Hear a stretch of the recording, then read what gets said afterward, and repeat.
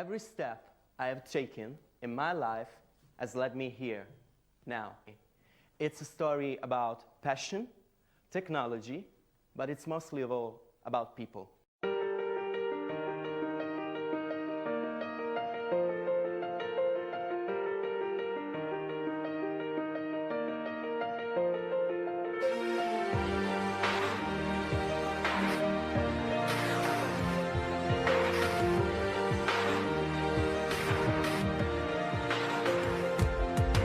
We choose Andrea as our leader because he's young, innovative, curious and passionate about what he does. The first one is the most, I would say, traditional, which is in most cases employed by big companies, in which there is a well-defined team leader that leads the team in a way for which the capabilities of the individual members of the team who are not leading are not considered as essential as the objective itself. The second type of approach is more comprehensive, and it really depends on, of course, both on the members and the team leader. This kind of approach tries to make sure that each and every capability of the single team members are put in the spotlight. And in order to do that, usually this kind of leaders try to understand deeply the nature of the people they have around. Well, actually, it really depends on the project. So there are some occasions in which I do have only to, I would say, manage resources. So the vision, the whole idea behind the project is already set.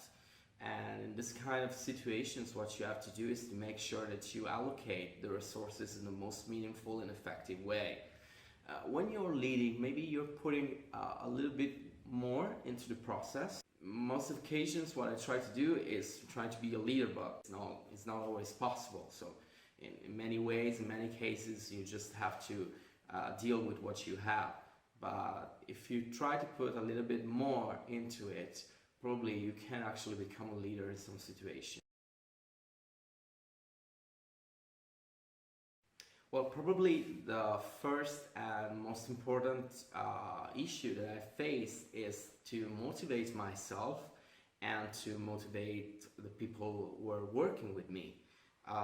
Firstly, because if you're not motivated and you're not passionate about what you're doing, you're not going to be able to fake it with people. People are going to sense that you are not committed to the project and they are not going to follow you.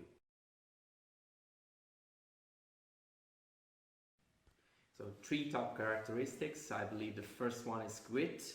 You really have to be passionate about what you're doing. If you are not motivated yourself, you will not be able to lead others.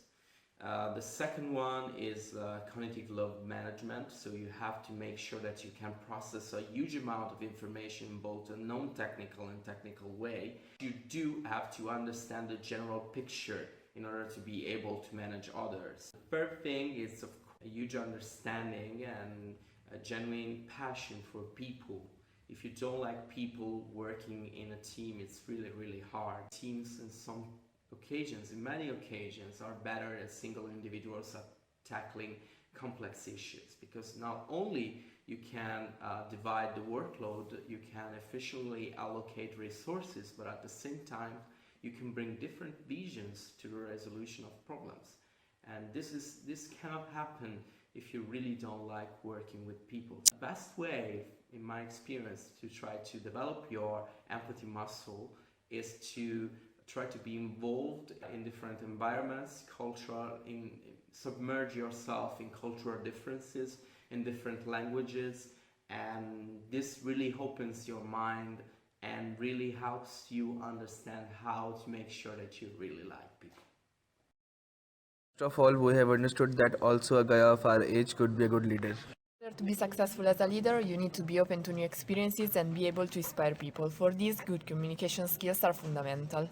You need to develop a strong emotional intelligence and be aware that you alone cannot control everything, so trust in your team. Never give up when you fail. Be ready to get up and look forward.